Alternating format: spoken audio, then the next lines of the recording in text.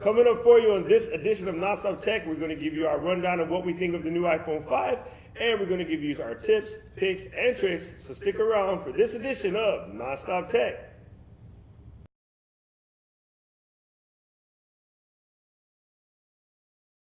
Hey everybody, welcome to Nonstop Tech. I'm your host, Doc. I'm Jerome.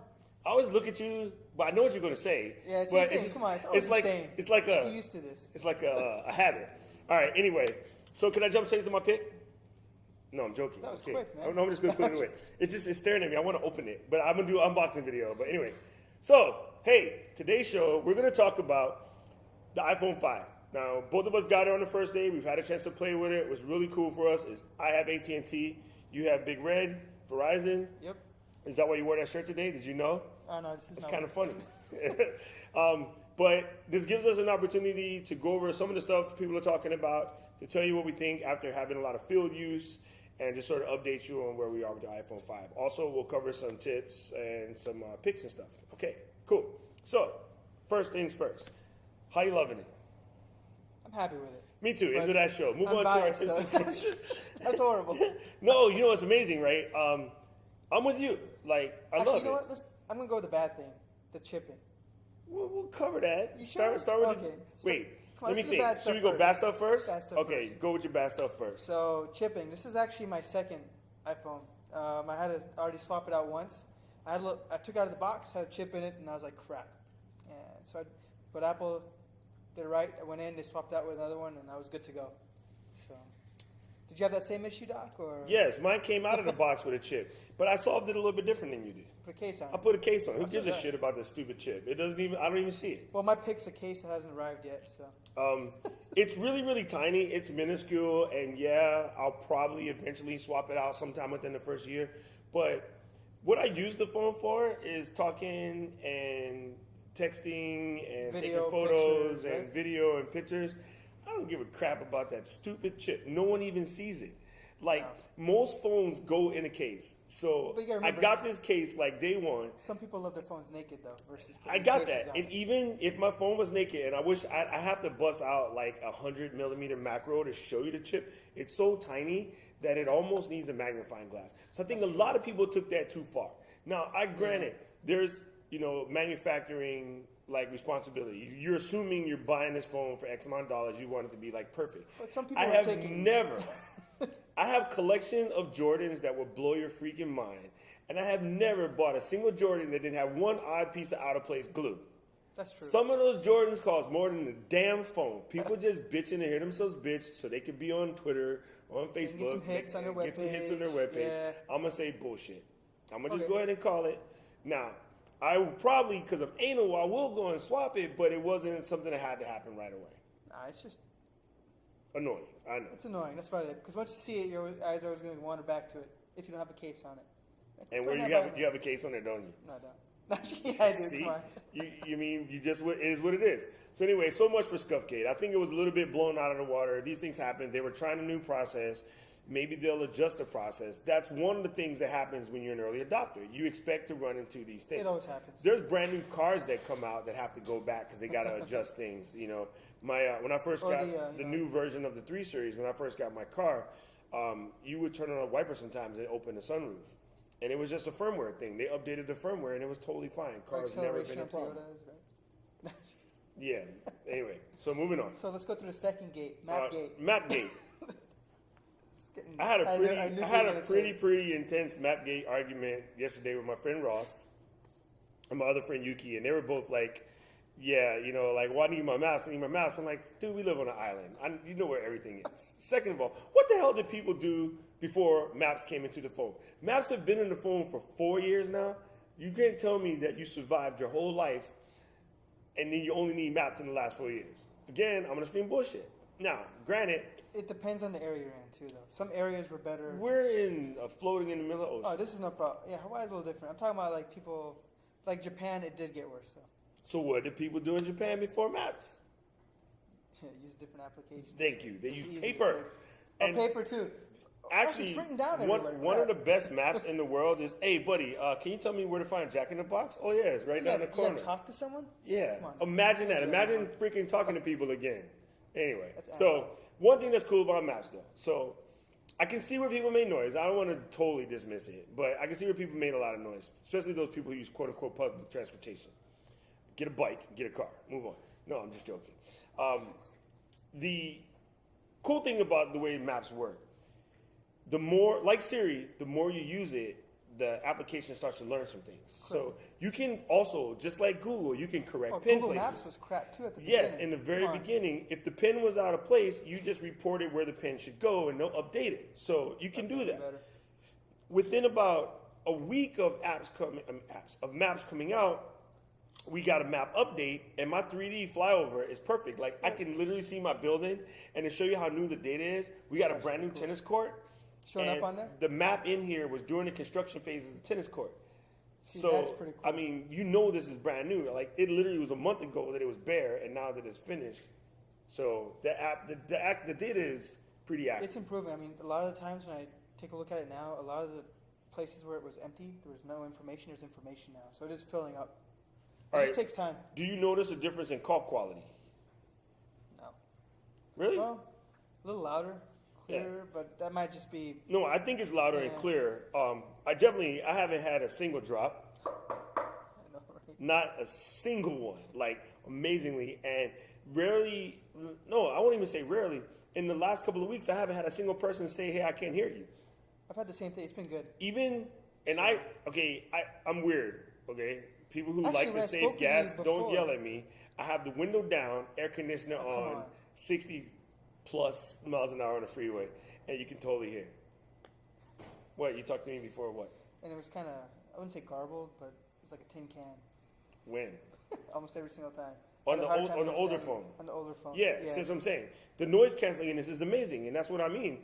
I'm blown away because it has a 3 microphone noise canceling now, and I literally half the time I'm driving down the street, windows open, full blast, air conditioner on, pounding some Jay-Z, and yeah, I can still talk on the phone. I think that's pretty impressive. So I give it that. Actually, we do have one more gate we have to walk to. What? Photo gate or lens flare gate. All While we're at right. it. I'm gonna let you handle that one because I'm gonna start using bad language. Go ahead. So people were pointing pretty much their camera at light, and when the light was shining through a lens, you said it's a lens flare. It was like kind of a purple haze. So people were getting kind of angry about that.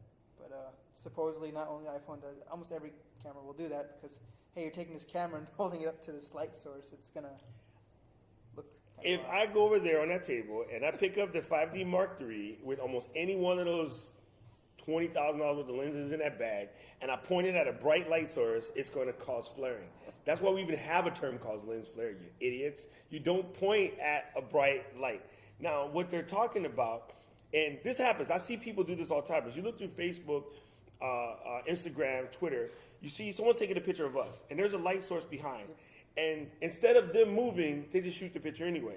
And the light comes between us, and you can't even see either one of us, Correct. especially the one of us that came with the built-in 10. That's obviously not you. All you have to do is take your hand and go like that, like one little smidgen. and you're good to go. It cancels it. Or you make sure that the person doesn't have a light source coming from behind.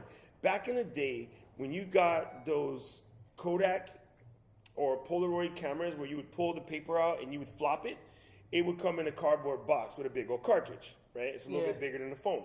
On the thing, it would say, don't shoot at direct light. Make sure the sun is in front of you, not behind you. Like, it had that instructions. And this was from the freaking 60s, people. How is all of a sudden it's a thing? Like, if you don't know how to take pictures, that's your freaking fault. Don't blame the camera manufacturer. End of that story. And name me any picture in the mobile phone world that's worse than the BlackBerry picture. Okay, moving on. That's Those pretty- things were purple haze from day one. Yeah. Like, they were always Like bright. they had cameras. Remember, they usually went Oh into my this God. top Those secret things were installations. rubbish. So for the good stuff, LTE. How you liking it? My LTE is so fast. If my phone got any faster, I would make it pee in this little cup to make sure it wasn't doing anything wrong. You know what's horrible? I'm actually running the phone more off of Wi-Fi than on Wi-Fi now because my LTE is quicker than the Wi-Fi. LTE in is most ridiculous. places. I'm averaging 20 up, 20 down. Late at night, I can get up 30, 30. Pretty alright. blown away by LTE speeds. Other than that, I mean, I think, okay, so here's the thing. If you have a 4S and you're not a road dog, like you do a lot of stuff on Wi-Fi, maybe you could wait. Maybe you could wait until there's a 5S or a 6. I think so. if you're on a 4, just upgrade. Yeah. Like, I can't even It's a huge tell difference. you how much better it is. Actually, a couple of people I've spoken with who actually went from their 4 to the 5. Just the change was huge. Oh, I went from 4S to 5, and the change is huge to me. Yeah. I think, all in all things told, even with some of the little sniggles that are out there that will probably get worked out in the next couple of weeks through software updates and all of that, even from the 4S to the 5, if you use your phone for business, it's worth the money to pay for the upgrade. Just the speed increase. You have to wait for stuff. Yeah, the speed increase alone, and the camera and video quality, the call quality, like all of that is just amazing. The application speed is also amazing. So with those things in mind, I would say go for the upgrade, even if you have to pay for it. I mean, agree. I don't think I would have said that about any other phone in the past. Well, let's actually talk about carriers again real quick about an upgrading. If you are on Verizon, you have an unlimited plan. If you get a subsidized cost, you're going to lose your unlimited plan. So plan ahead accordingly. Unlimited, Unlimited everything. 5 gigs. You got it. Mine is unlimited, unlimited. I don't even but I've never hit my 5 gigs. Exactly. Not even close. I'm up to like 8 gigs now. Shut up! What the heck? Okay, we won't talk about your porn habits on there. Hey. Anyway, Hey. so let's give it a score on a 1 to 10 basis. I'm gonna give it an easy 9.5. The only thing I would like to see, and I'm used to it now. At first, the headphone jack on the bottom threw me off a little bit, but now I'm used to it. For It comes out of the myself, it's pocket better. Exactly, that's why coming out of I the keep it in the pocket is pocket. better. I did almost drop my phone when I was riding my bike. I was at full speed, and the cord caught, and the phone went flying, and I caught it, and I was just like, "Wow, that was cool." No. Honestly, I'm just getting used to buttons being slightly out of whack. Yeah. That's it. I mean, that's the one, and it just takes time. That's why you have to be 2 weeks careful is when too you get early. a huge case, because then you got to stretch a little bit extra. And Yeah. It's a little uncomfortable. Other than that, yeah. So I'll give it a 9.5. What about you? I don't give it numbers. I just like it or I don't like it, and I like this. All right, that's a 10. You like how I worked That's that? horrible. Anyway, so let's move on to some tips. What do you got for us, or a pick? For my I got pick- 2 picks, so you need to hurry Oh up. yeah. Well, I'll do my pick real quick. It's Element case. Their new case is available for certain people for pre-order. If you kind of waited and put your name in, looks like an amazing case. If you've seen my old what the heck was it, the Black Ops case I had on my iPhone 4S, and that thing took so many drops, and I kept on buying all these plastic cases. And I kept on dropping them, and they broke. Luckily, I got a the good phones tip are for ready. you. Stop Don't drop dropping your it. freaking phone. Hey, stuff happens, man. Stuff happens. Out of my control. So this case, I mean, it's pretty good. It's small. It doesn't. Some cases you have to be careful. This is my tip. If you pick up a case, make sure it doesn't cover up like the flash in the back, or now the microphone it looks like, or the actual camera itself. I know sometimes it covers up a certain section, and then you get really crappy pictures, and that is why. That is 100% true. I tell people all the time, I think you forget about that. Oh, yeah. That case can really jack up your photos. And they go, I don't like the camera on the iPhone. I like the camera on the iPhone. Well, you bought a This thing $10 goes to crap. tricked out accessories, middle of the mall kiosk case, and that case wasn't built to spec. So the case covers half the flash. I was taking a picture the other day on somebody's fake pink outer box, and the picture was bright pink because the LED was bouncing off of the plastic, which was semi-translucent, and it was casting all the pictures rubbish. And then that same person is talking about how the iPhone camera sucks. And I was like, no, your cheap-ass case sucks. Okay, so You should do this first, or you no, I'm going to say that one last. So my pick, this one goes out to my buddy David Sparks and Brett Terpstra, 2 of the smartest guys on the freaking planet. They just put out a book. I know you won't be able to see it, but I'll put it like a screenshot. Oh, okay. And it's called 60 Mountain Lion Tips. Now, when I heard the book was coming out, I just bought it to support my friends. I was like, I think I know Mountain Lion really well. I doubt there's anything that David or Brett's going to tell me that's going to make me learn anything. They talked about a bunch of stuff, right? Mouth. Oh my God, there's some cool stuff and stuff I've totally forgotten about or never even knew in the first place. I'm not even going to lie. It's worth it. It's like $6.99 maybe, $7. It's like a coffee or 2. I guarantee you, if you buy this book in the iBook store or get the PDF version, which you can get from 60tips.com, or you can hit up, at Max Sparky on Twitter or at TTSCOFF, She had a TTSCOFF. weird one from what I recall. Bruh, it's worth it because I guarantee you any one of those tips will save you more than $8 worth of time in the course of a day. Like, there are some amazing stuff in this book. Also, it's neat to just see how they did it, how they laid it out. The chapter on paperless and Hazel, that's worth $8 on its own. But if you're planning on writing a book, this is an example of how it's done correctly with the right amount of video, the right amount of text, super easy to go through. I mean, it's the kind of thing you can teach yourself like one tip a day for 2 months, and you will cover your $8. So I'm gonna say run out and get this right away. It's 60 mountain lion tips, and again, you look under Brett Terpstra or David Sparks, and I'll put the link in the show notes. What do you think? Get the iBook enhanced? Yeah, version yeah. or I say get the PDF? I. You know, it's funny because I say get the iBooks. So I like the video. David Sparks, Max Sparky, he makes a lot of screencasts. He was there. Brett is known to be like a reader guy. Like he doesn't like screencasts. He'd rather read it. So it's funny, A, that David convinced him into doing a screencast. B, he did a crazy good job at it. But you could tell they're two personalities, the way they put it together. So you're getting a good combination of the reading as well as a good combination of the example videos. And it's just very, very well put together. Big ups to those guys. Not just because of my friends and, whatever. I say go out and get it. It's amazing. All right, you got one more? Oh, no. I did my 2 things in once. Yeah, all right. So this came highly recommended, and it's going to be my pick, but I can't really tell you what it's like until next week's show. I will do an unboxing video, and I'll do a full review. But this is the Logitech Ultimate Ears mobile boombox. That's what UE stood for. Sorry. Ultimate Ears. I had a headphone. So Ultimate Ears makes really great stuff. A couple of things that made me want to pick this guy up. Like the Jambox, it's 50 feet, it Bluetooth to your thing. What's cool is it has what you would call spousal argument mode. So you can put 2 phones on it, awesome. and you can take turns switching songs. So I could play a little Jay-Z, and then you could play a little Metallica. Shut up. I'm joking. You're into that dubstep. Womp, womp, womp. I like womp. everything.